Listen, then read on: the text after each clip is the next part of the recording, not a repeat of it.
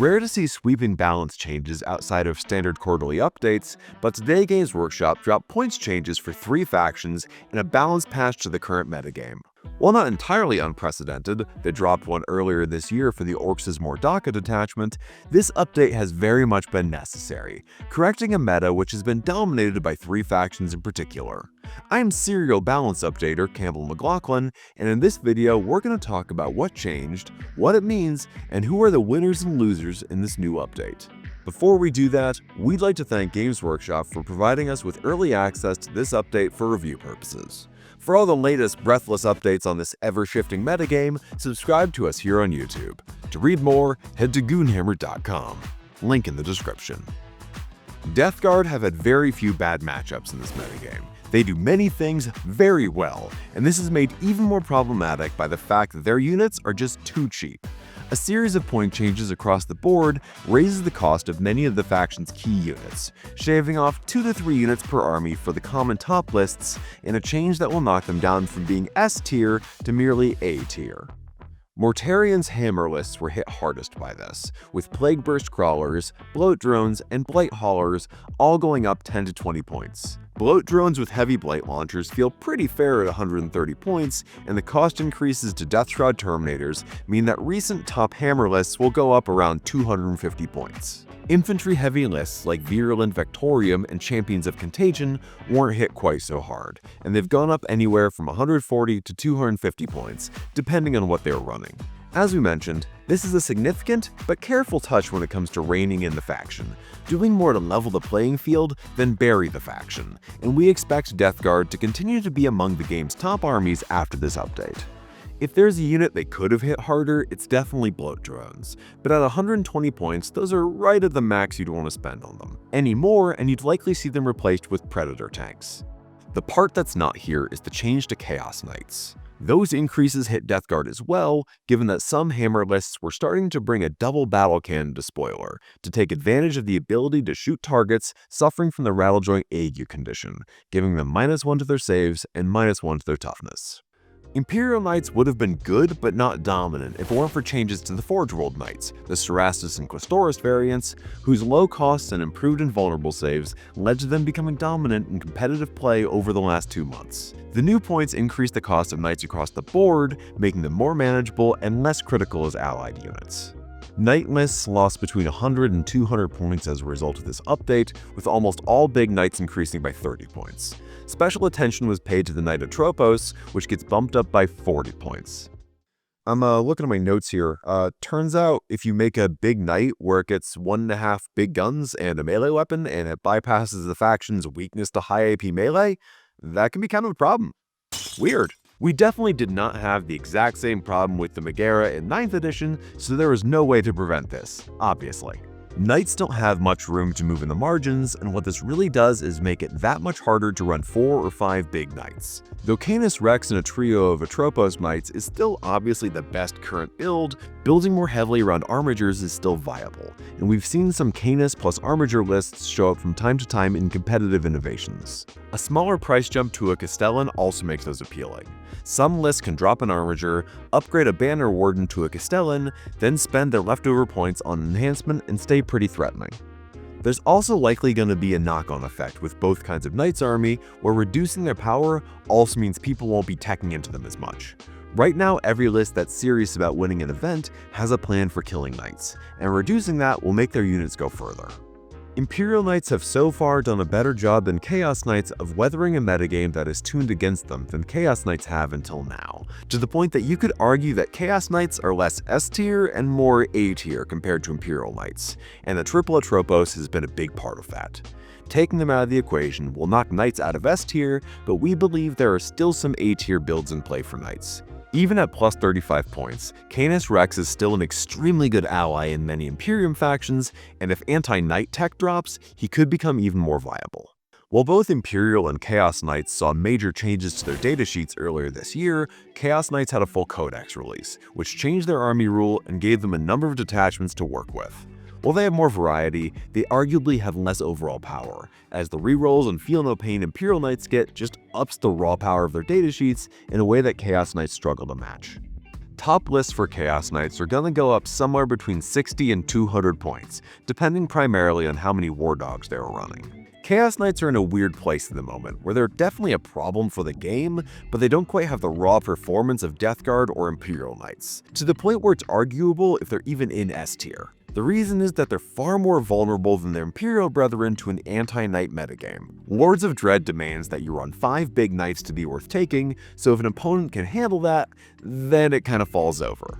While Infernal Lance relies on the use of Knight Despoilers, which don't have a melee and vulnerable save, so those die to things that hit them really hard up close. People sticking to Lords of Dread in spite of this has, to be blunt, been suppressing the win rate, and with few exceptions, Infernal Lance has been driving the faction's ongoing success. And that success has been real because the double Gatling Despoiler in Infernal Lance is a complete nightmare, and definitely not okay at the 335 point price tag it used to have. Realistically, even at plus 40 points, I think every good Chaos Knights list will still have one of these, and you can definitely still make an argument for 2. Though it's harder to fit the rest of what you want then, especially as you get a bit of a tax on carnivores that usually fill out these builds. You do have the asset of the Abominant being the cheapest real knight that either side gets, though the dream of 6 big knights is fully dead, with a floor of 335 points per model, and War Dog Stalkers are also really nasty in Infernal Lance. These changes will likely drop Chaos Knights from A tier to the high end of B tier, with final accounting depending on how hard players stick to their anti-Knight guns. We could also potentially see a rise of a more balanced Lords of Dread build on 3 big knights, since a Mirror of Fate, Lancer, or a Tropos is still a banger centerpiece. And finally, it's worth a mention that other detachments are still available, most notably Houndpack Lance, which can put out some great threat saturation. Reducing the power of the big 3 factions opens up the metagame considerably, but it does come with some risks.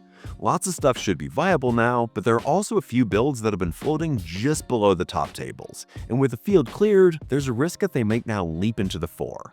If I were the studio, these are the builds I'd be watching very closely in the next few weeks, hopefully with an eye to making tweaks to the full balanced data slate when that arrives. Thematically lurking just below the surface are Genestealer Cults, especially Host of Ascension Horde builds. These have risen to prominence as anti-Knight tech, but that process has brought to light that they're overwhelming for a lot of armies to handle. They've always had big damage out of Deep Strike and good scoring, but combining the increased reliability of the Resurgence Points version of Cult Ambush with the very low cost for using it on early board presence pieces like Jackals and Pure Strains has pushed them over the top. They can go ham on jailing the foe at minimal cost to the long-term resource supply and set up methodically to overwhelm and liquidate the opposition from there, and that's a strong strategy that needs careful monitoring. Blood Angels are our next looming threat, having received massive buffs in the last data slate, but then partially suppressed from their full potential by Death Guard domination. And even that is only partial, mind you. The army had a 55% win rate this past weekend and has been putting up some solid results with a variety of Liberator Assault Group builds, plus a few Angelic Inheritors lists. The Liberator lists are the ones that need the closest monitoring here, because they do the classic Blood Angel thing of turbo boosting all the cheap melee infantry that Marines have into being real threats at bargain basement prices. That can leave them with an overwhelming number of fast threats up their sleeve, and they also get a great durable centerpiece from the Lamarte's brick, creating a solid anchor to build your army around. It's an army that's a bit easier to tech for than the other threats here, but in terms of raw power, it's worth your respect.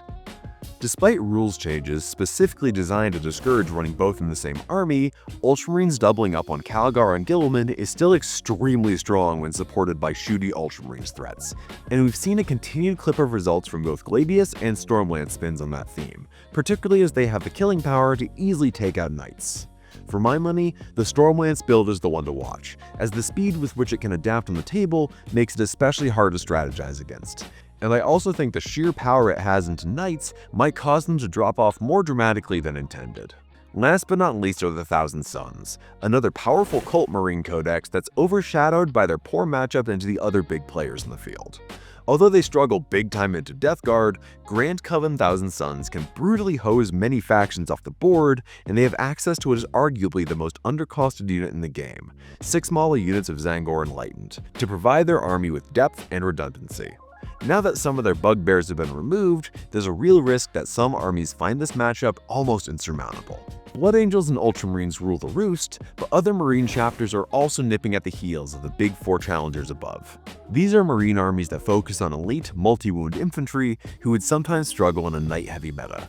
In no particular order, these are Deathwing Knight Heavy Dark Angels as Wrath of the Rock or Stormlance, the Mark Hertel Deathwatch Spectacular, an elite take on Deathwatch with some nasty mid-range shooting, and lastly, Gladius or Beast Slayer Space Wolves. The mood around the new Templars book is also pretty good, check out our video, and it took down a major this weekend, as you'll see in our latest Competitive Innovations article. Fundamentally, Marines have a core of absolutely rock-solid utility and shooting units that provide a reliable foundation to layer chapter-specific datasheets on top of, and that means they're always going to float around the low to mid A tier, always waiting for the top players to stumble, or for players like me to land flat on their faces. Overall, this is a good day for competitive 40k, and it's always good to see Games Workshop take a proactive approach to competitive balance. While the summer 2025 meta was far from the worst we've seen, it wasn't producing great results, and ultimately, a balanced game benefits players at every level and across every game type. From GT winners to you and your Garage Hammer pals who play once or twice a month. Pulling the trigger on an update like this isn't a decision that would have been made lightly. More work goes into it than most players realize, but it was the correct move, especially if the full data slate is still a month or two away and the biggest events of the year are right around the corner. It's also heartening that the nerfs feel mostly about right. If you're gonna do this kind of change, it's important that it lands well, and I think this mostly will, with the only issue being that it might be a little bit too harsh for Chaos Knights once the smoke clears. As a team collectively bracing for Chaos Knights and Death Guard this event season, these are some welcome changes. For all the latest on the rapidly evolving world of Warhammer, head to Goonhammer.com. Subscribe to us here on YouTube for tutorials, reviews, and more, and support us on Patreon for bonus content like podcasts and extra features and tabletop battles. I've been Compilus McField Manual, breathing a sigh of relief that maybe, just maybe, I won't have to play 9 games against Death Guard at Nova. Thanks for watching.